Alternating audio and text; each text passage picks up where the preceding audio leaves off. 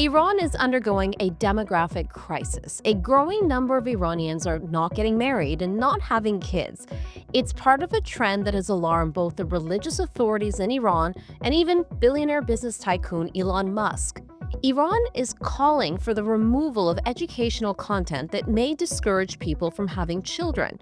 Here to help dig deeper into why this is happening is Holly Dagres from the Washington Institute, specializing in Iran and youth. She's also the curator of the newsletter, The Iranis. It's really a battle of generations. Gen Z, Gen Alpha, as well as they come of age, are really pushing back against the Islamic Republic's norms, and they're really trying to take back their country. I'm Negar Moshahedi, and this is Eye for Iran. Holly Dagres joins us now. Thank you so much for being here, Holly. Thank you. It's a real honor. Holly, let's start by talking about birth rates are declining in Iran. You know, the average family went from six to now three. Iranian officials are saying that by the year 2101, that the population would be down in half. Meanwhile, neighboring countries are experiencing, an explosion in terms of their birth rates. And I was reading this really interesting article online where it talked about this 33-year-old woman named Sahar from Western Iran. And the reporter was asking her why she wasn't married, why she still hadn't had children. And she was saying, well, listen, if I can find a husband, he won't be able to economically support me, or he's going to be a drug addict like the rest of the members of the community. She had dozens of cousins. None of them were married or had children, all in their 30s and 40s. But meantime, you can see that Sahar's mom was married at the age of 14 and started having kids. Like, what a generational difference here. Let's talk about that. Sure. Well, when Sahar's talking in that regard, she's thinking, and there's several layers there. First, education in Iran. A lot of Iranians are highly educated. And so that plays a really big role in them forming decisions about marriage and having a family and just life in general. So I think that definitely plays a role. But I think more importantly, young Iranians are increasingly becoming hesitant to get married and have children because of the economic situation. It's very dire in the country, in part because of mismanagement and corruption, and some argue because of U.S. sanctions on the country. But a lot of what Iranians are doing are having to really rethink their future. And of course, I do my research on Nestle Z or Gen Z in Iran. Sahar is more of a millennial, but they are really conscious of what's happening in the world, and with the country like Iran, whose future is really uncertain, they're also thinking about things like climate change. And so young Iranians across the board, men and women, are really having to give a second thought. And I think the World Bank was saying that I think families are now down to 1.6 children per family. So that really, I think, explains why Sahar's thinking the way she is in that example you gave. So yeah, you talked about inflation, high unemployment. Let's talk about the role of religion or lack thereof when it comes to Islam and Iran. Yeah, so of course, Iran's run by an Islamic Republic, and so a lot of Iranians have had religion shoved down their throat for 4.5 decades, and that's really played a role in Iranians really pushing back on Islam. And so they've become much more secular. Some have become atheists, some have become converts to Christianity and Buddhism, and it's really also shaped the way they think. And, we were just talking about marriage, for example. Traditionally, Iranians do something called khastagari, marriage proposals. That's become somewhat of a not mainstream thing anymore, to the point that some Iranians are practicing something called izdivaj sefid, which is unheard of in our culture, white marriage. They're basically cohabitating without getting married. And, just that would be unthinkable to our parents' generation. But this is becoming a commonplace practice because there are fears about what it is to be married in a country like Iran because of the lack there of opportunities due to unemployment and inflation. And what does that say about Iran's future? Well, it says a lot, and I have to say that the Islamic Republic has certainly taken note.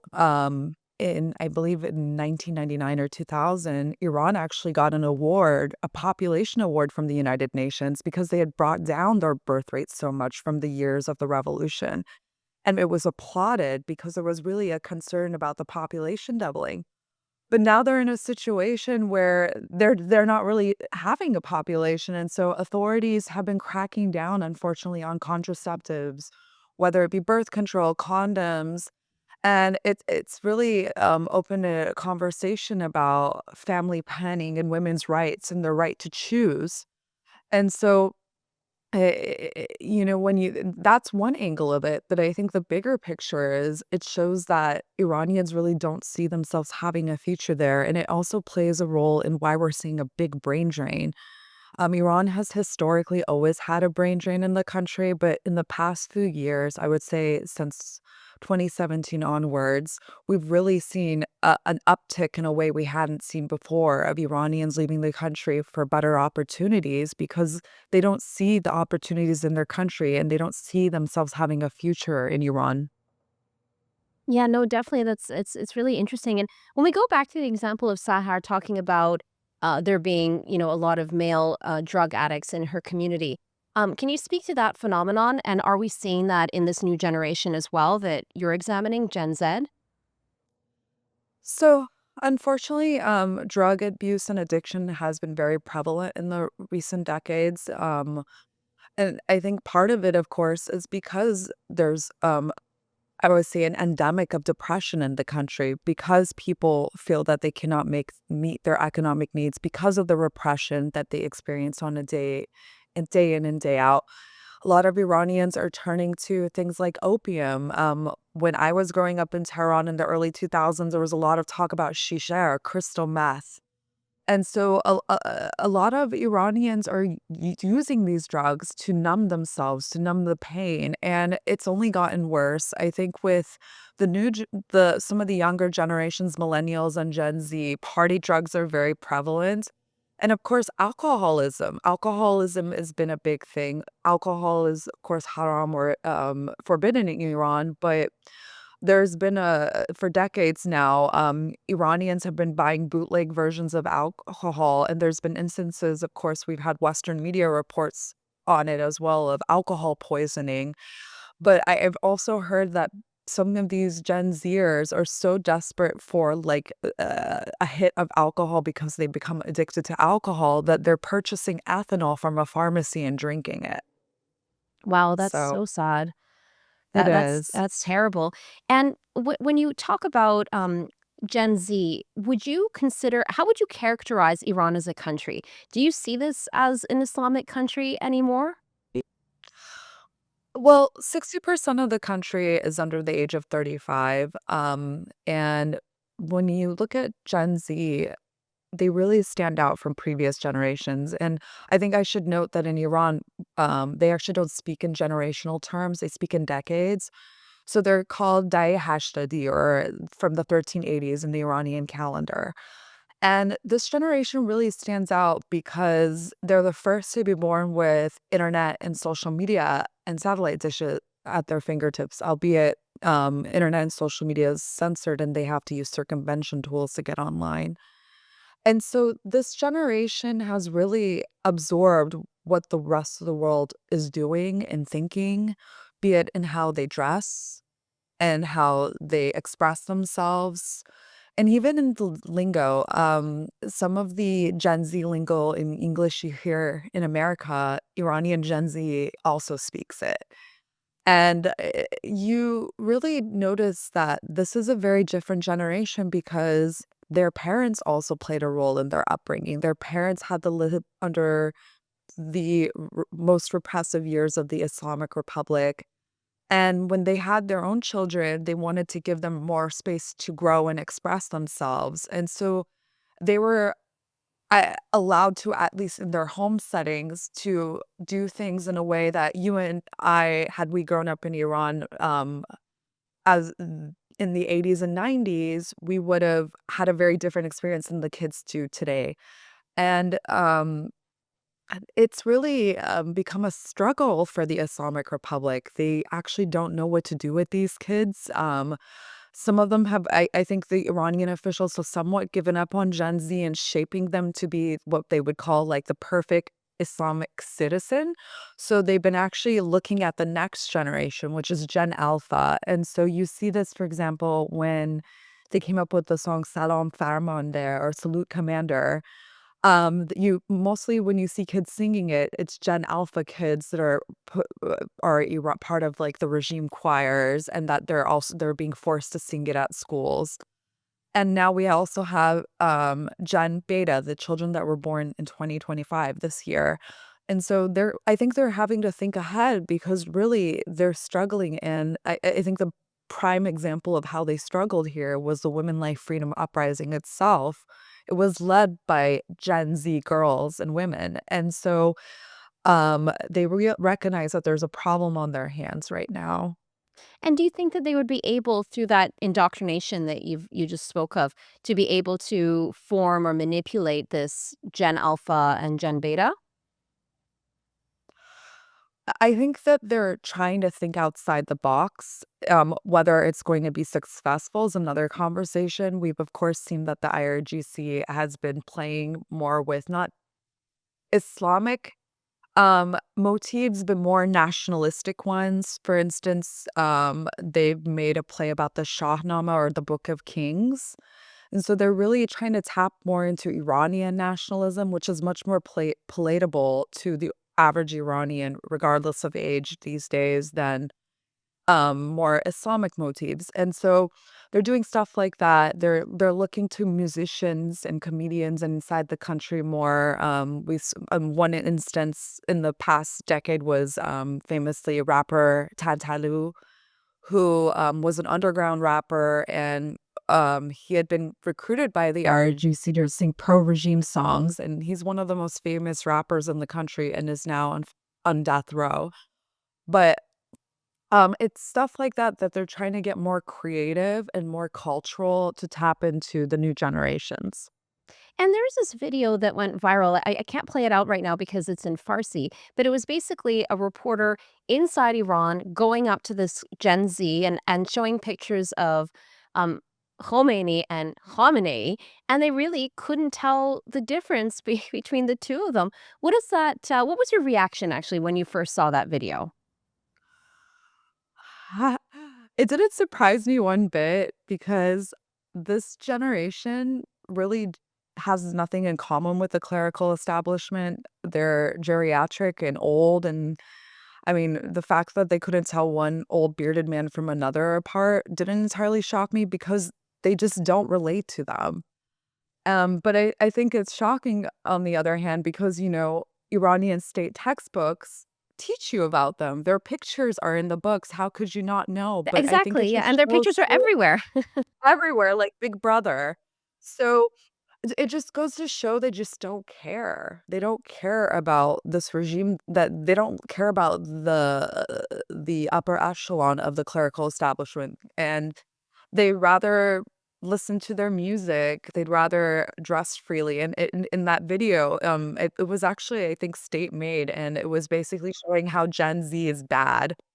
And, but it was also just a really good example of just how different this generation is from previous ones, and how they just are even openly willing to tell people how they feel when you watch these videos, and that they don't give that something like that I feel like would have gotten somebody reprimanded in, like, the 80s and 90s.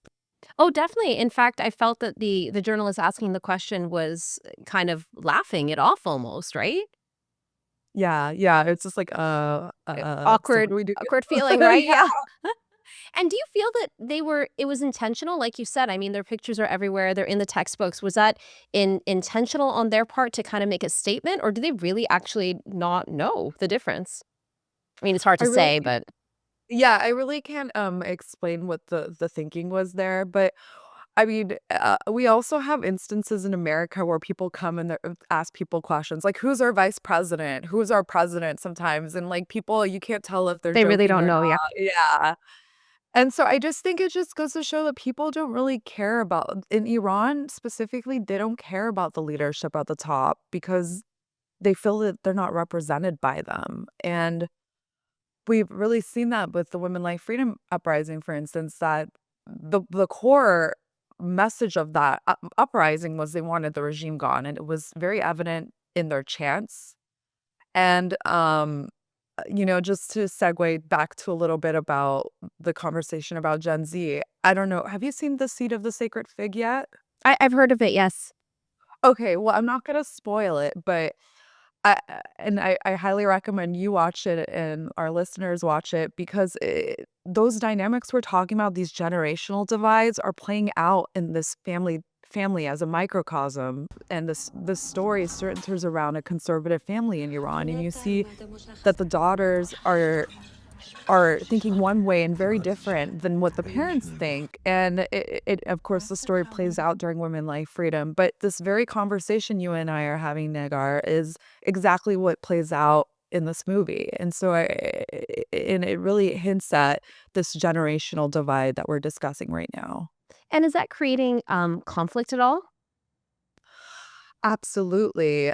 It's creating a conflict on so many levels. I imagine it's having, not just within the leadership. I remember when I was doing my initial research about Gen Z in Iran, that one of these IRGC affiliated, magazines before Women Life Freedom was saying, "This generation's really gonna be a struggle. I don't think that the regime's gonna be able to, like, take control of this generation."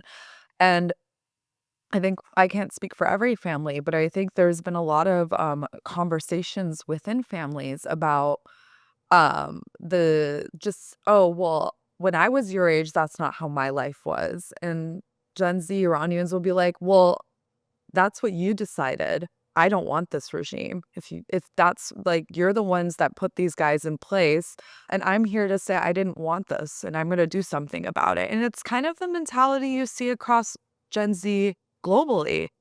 Gen Z across the board is very vocal about political issues. Climate change is a very big example of it. They're wanting to take control of their future because they're worried about it.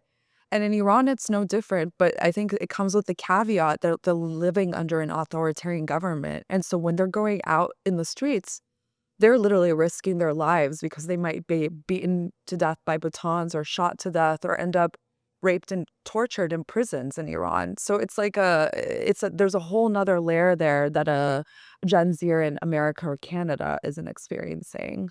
And, when you speaking of that, a lot of the young people that were either imprisoned during Women Life Freedom or even the ones that were executed, a lot of them were the sons and daughters of people who supported the revolution. Yeah.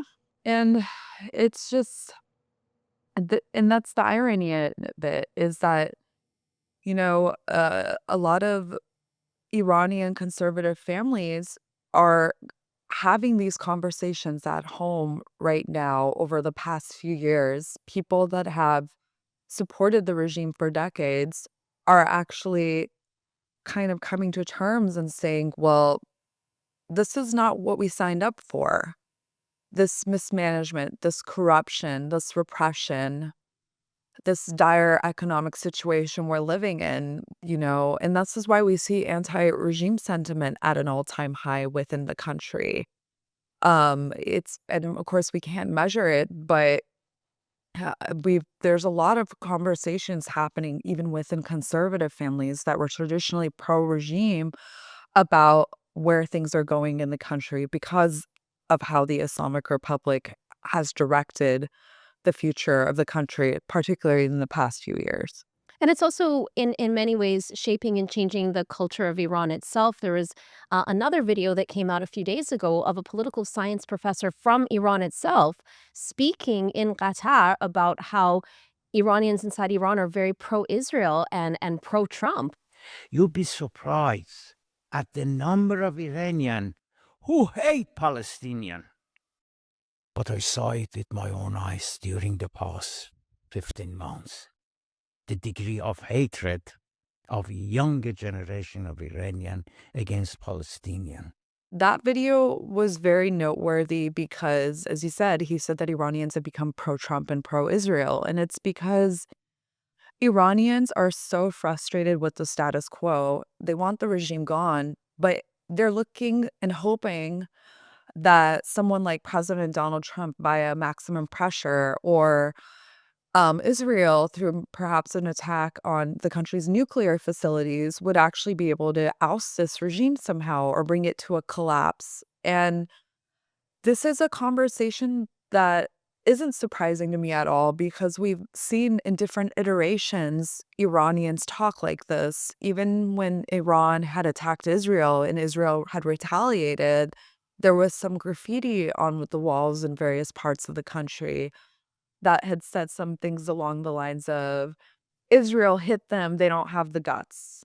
Or Israel hit them, they're scared. Like along those lines were some of the rhetoric. And they're it's because they hate the clerical establishment so much and they think that this could be a way to help oust them. Yeah, it's interesting. And then, of course, Israel even has IDF Farsi, where they're actually directly have a channel and a way to speak to the people of Iran itself. Yes, and Iranians, I think over the years, have actually been seeing themselves very much trying to separate themselves from the Islamic Republic. In the 2010s, there was Iran Loves Israel and Israel Loves Iran Facebook pages. And we've also seen that a lot of the chants, Na Gaza, Na Lebanon, Janamon Fadai, Iran, no to Gaza, no to Lebanon, our lives for Iran, for instance, is very much saying we don't want the Iranian people's money spent on proxies like Hamas, Palestinian Islamic Jihad, and Hezbollah. And so a lot of the anger from ordinary Iranians is that we're giving money to these groups when it should be spent at home. And so for them, they're taking the opposite side on this issue by becoming pro-Israel. And And if you look at everything holistically, the declining birth rates, this changing, culture, the lack of religion, Gen Z in general trying to rise up against the Iranian establishment, what do you see in terms of the future of Iran? Like, what is this signal for the future of the establishment in Iran? Well, we know that reform is dead. I know that some people will say, oh, well, that's been revived through President Masoud Pezeshkian because he's a so-called reformist. And just because he was voted in, which was actually the lowest turnout in the Islamic Republic's 4-decade history for an election, people only voted because they thought he was a better option to say the Jalidis. So um, they just didn't want to create as some people were saying, an Afghanistan or North Korea-like situation in their country by bringing Jalili in. Iranians recognize that reform is dead, and the regime itself is doubling down. It's not actually opening a society. Now, some would argue, well, they're not some 30% of the country, the women are not wearing hijab anymore. That's not a thing where the country is opening up per se. That's just Iranians being defiant because they've been through so much. Because we know for a fact that they have this hijab and chastity bill that they've passed and they've been implementing in different various ways. And Iranian women are still battling it day in and day out with the so-called morality police and ordinary people who are hijab enforcers.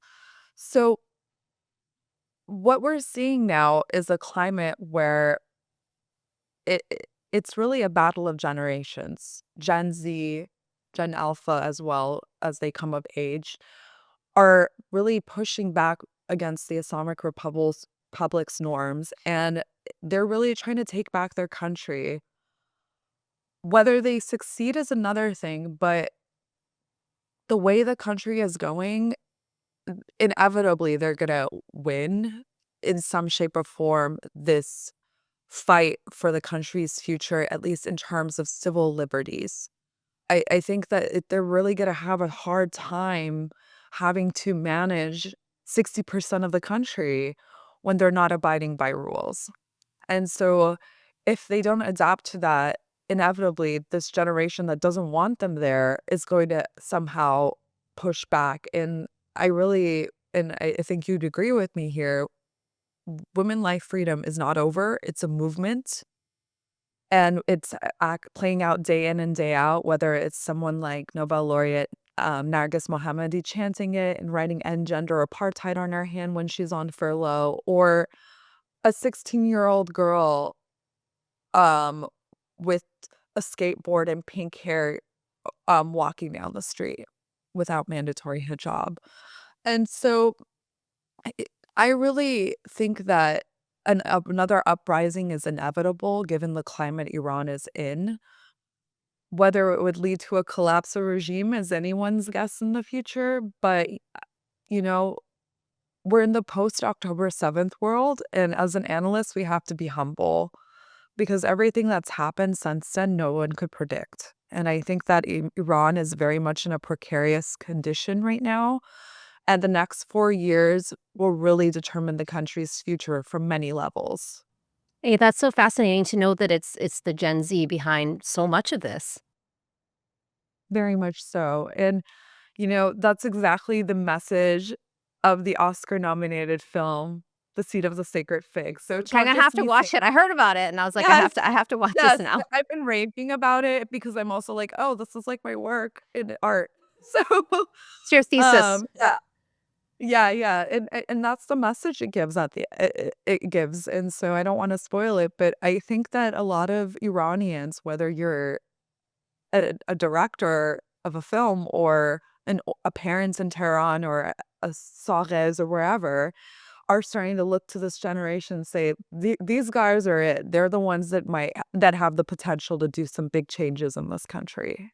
And let's talk about your work and your own personal journey. I mean, you were living in Southern California, but then you spent your formative years in Tehran. Usually it's the reverse. Can you tell us about that? Yeah, that was probably one of the most consequential experiences of my life. When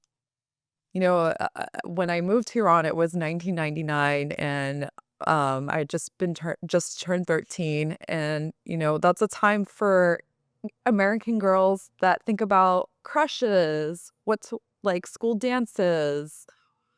And for me, being dropped in Tehran at that time, it was just the beginning of the reformist movement. And I felt, at the time, I honestly hated it living in Iran because I didn't understand. And no one had explained to me, like, why Iran was the way it was and what this Islamic Republic was doing and why was there such anti-American sentiment from the regime. But, being the curious child I was, I asked a lot of questions and I learned so much and I came to fall in love with Iran, and the people and the culture.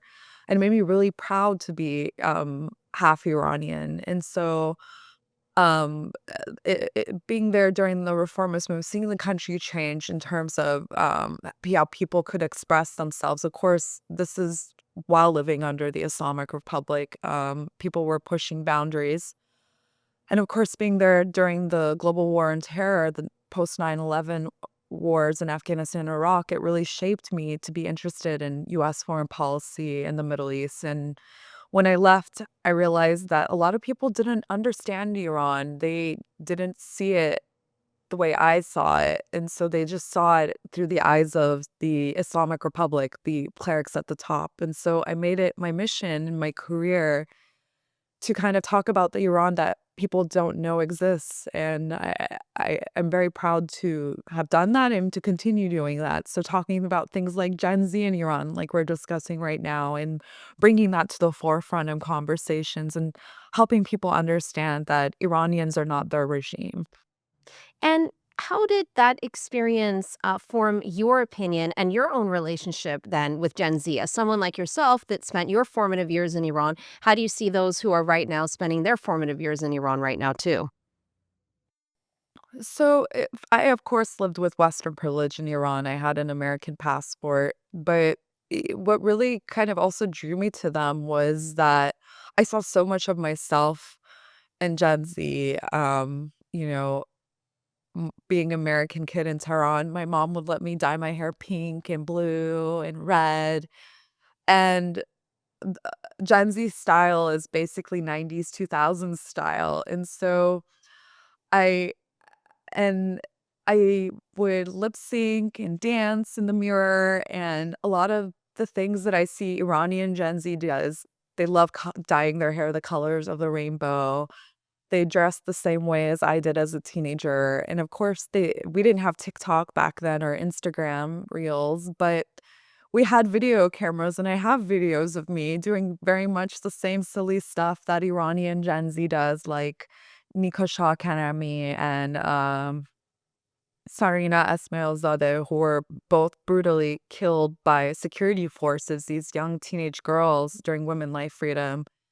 And so, it really moved me, and it really weighed heavy because I could see so much of myself in these young girls and just the commonalities there, and that, how privileged I was, and but also how they wanted the same ordinary things that kids everywhere wanted. And we talk about Baraya for the sake of by Shervina Hajipour, like, you know, that song really resonated with Iranians because it literally was the most basic of freedoms Iranians were asking for. They wanted to be able to kiss a lover in the streets, to dance, to not have to wear mandatory hijab, and it's really those basic things that ordinary Iranians want. And when I do my work, when I talk about Iranian youth and society, I have to communicate that to people, and when I show visuals of the country, people really see and they say, "Yeah, you're right, they do want the same things we do, and we're so privileged here, and we take it for granted." And so,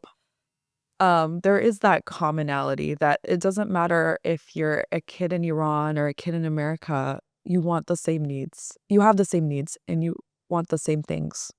Yeah, universal principles, and we're all a lot more alike than we are different. When it comes to the changing demographics in Iran and Gen Z, is there anything we haven't touched on that you really want people to know that you want to get out there?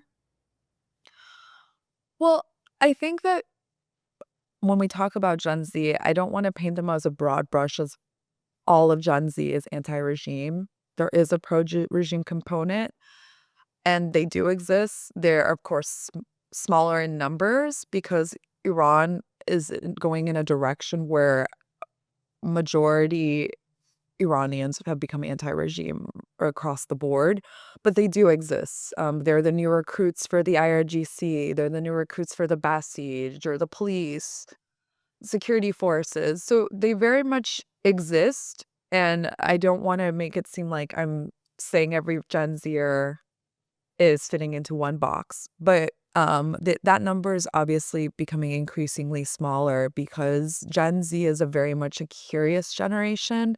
They like to do their own research, and because of, like I said, internet and social media, they're interacting and engaging in different ways they didn't before, and so it's opening their eyes. So even if now they have those feelings, maybe years down the line, those feelings might change about the regime itself.